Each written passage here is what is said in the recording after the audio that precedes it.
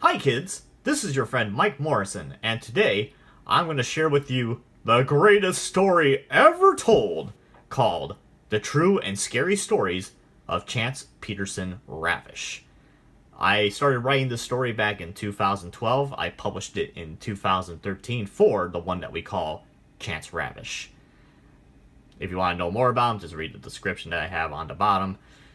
Otherwise, the reason I'm sharing this story is because I've written several stories in my lifetime about friends and did a lot of skits when I was younger. Well, this one's one of my favorite ones I've ever written.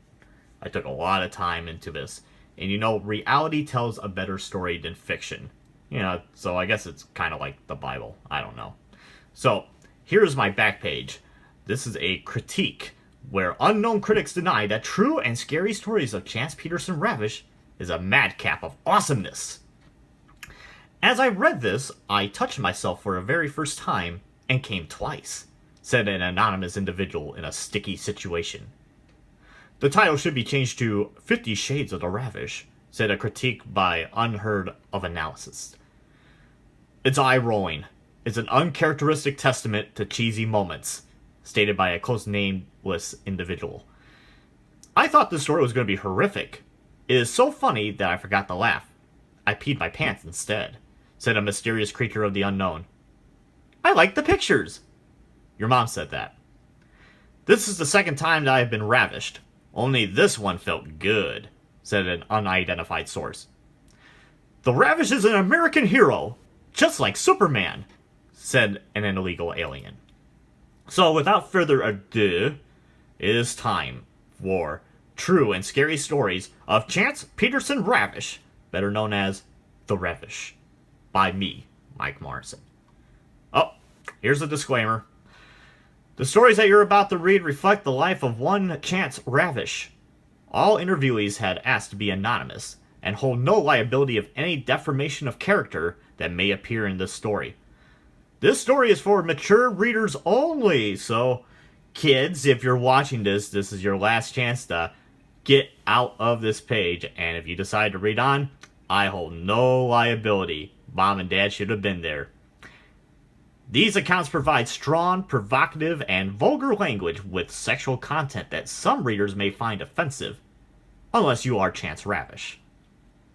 The content is expressed to tell accounts in a third person about the true and scary life stories of Chanc Ravish. All accounts and events in this book must be assumed real by the reader unless proven fictitious and or coincidental. So, everything that happened here actually happened. So, enjoy. Once upon a time, back before Bill Clinton started getting blowjobs in the Oval Office, a woman in Niles, Michigan was having a baby. Yes, this would be like any other birth in the world, but the truth is, it wasn't. It was a miracle amongst miracles. It was a boy named Chanc Ravish.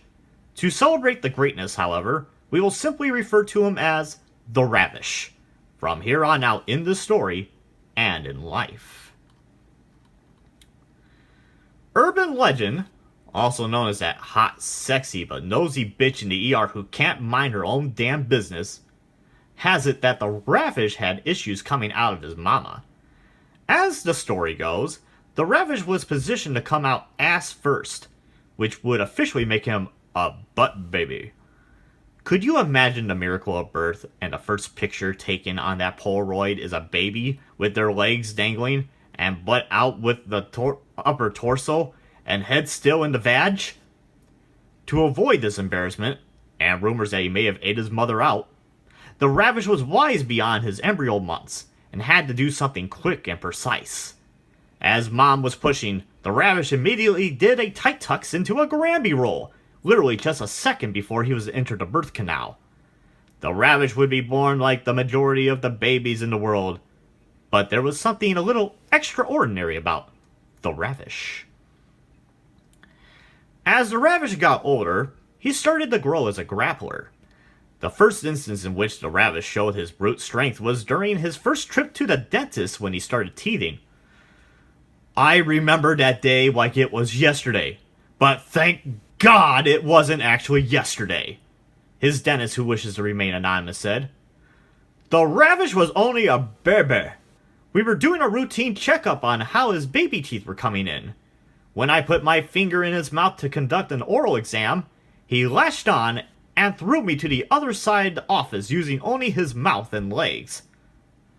The dentist quickly learned that he had indeed infuriated the Ravish, and if this exam was going to continue, he'd have to try some drastic measures.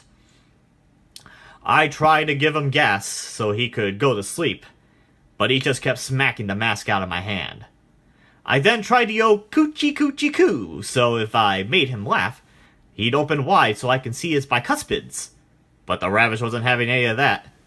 When I tried to tickle him, he just gripped my finger, bent it back to where it dislocated in 2 places, and then he put me in a bare-naked chokehold next to the gas mask, which made me pass out. It was the damnedest thing that has ever happened to me in my entire life. I get manhandled by a 1-year-old, and I've wrestled bears for 5 years prior to becoming a DDS. Once the dentist regained consciousness, he tried to file a lawsuit against the Ravish. Since the Ravish was an infant, the courts threw out the case, and the dentist retired after the case was dropped. The Ravish was quite the learner. His brain was like a sponge and continued to do so as he continued to grow. The Ravish was a model student. His teachers agreed. What do I think of the Ravish? The kid is smart as hell, and he kept the wrestling away from the classroom, which made it easier for him to make friends, a former teacher of the Ravish told us. And as you can tell, all these faces other than the Ravishes will be blacked out. It's anonymous, and if I can't black out their faces, I black out their eyes, as you'll tell later in this story. Ugh. As the Ravish realized he was a true wrestler, he got started into the sport. I was a little scared of the Ravish myself, said his youth wrestling coach. I noticed everyone in our group couldn't even execute a double leg takedown, which is simply a tackle. But the Ravish was all over that shit. He was wise beyond his youthful years. Not a day went by where he made every kid cry, or they make the Ravish cry, because nobody wanted to spar with him in that room. Every day there were lots of tears with the Ravish one way or the other. Hell, he even showed me moves I had no idea were legal. Sometimes I'd ask the Ravish to stay after practice to show me how to coach. So we're learning shit from that guy, the Ravish. When the Ravish had sleepovers, nobody would sleep except for the Ravish.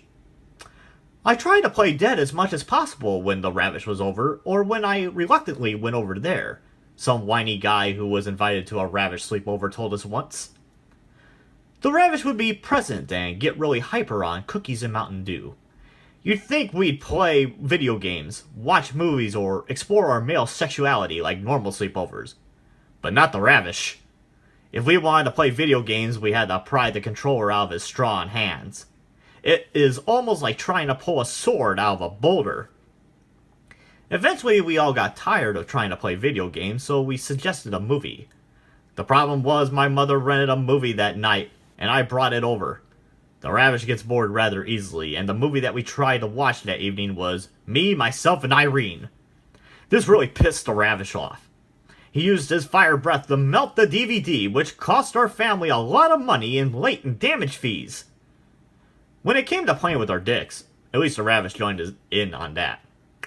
Most of the time, however, the Ravish would just try and T-bone or clothesline us all night long until he got tired.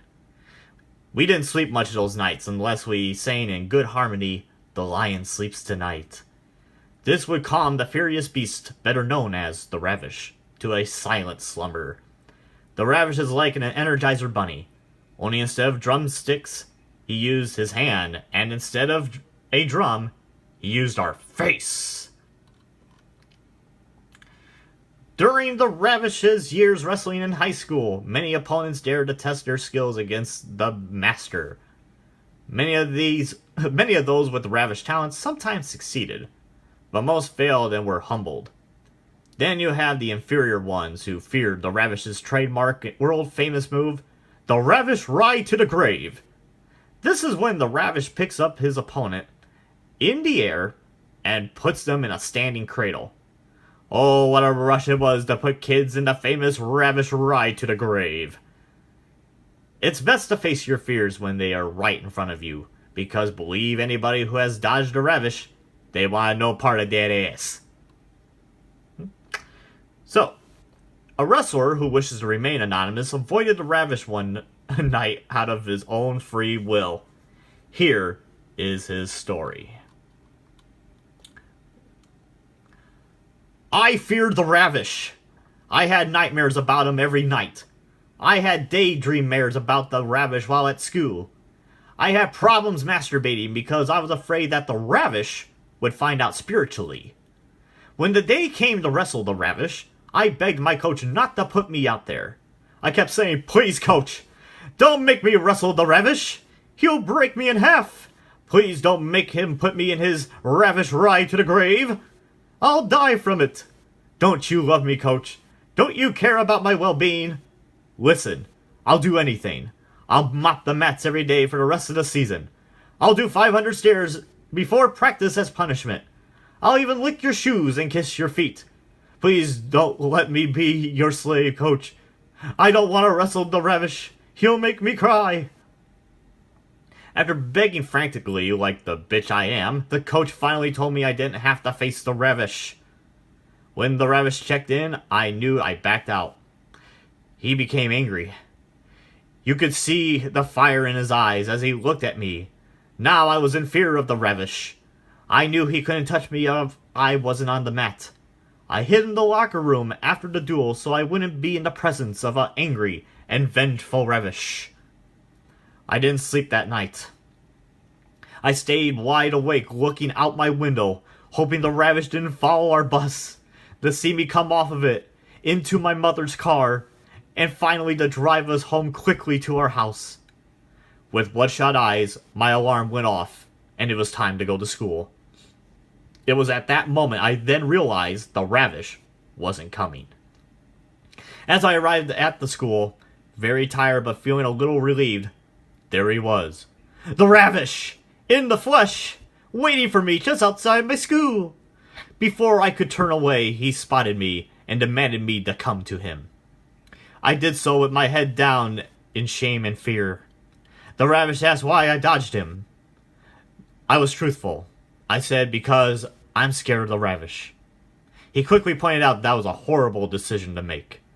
He then wrestled me in front of all my friends at school. He did put me in the world-famous Ravish ride to the grave. He did pin me quickly. He did make me cry. The worst part was my girlfriend broke up with me after that encounter with the Ravish. She saw his strong muscles and sexy smile as he got off to beating my ass. She found me to be a pussy since I wouldn't wrestle him the night before.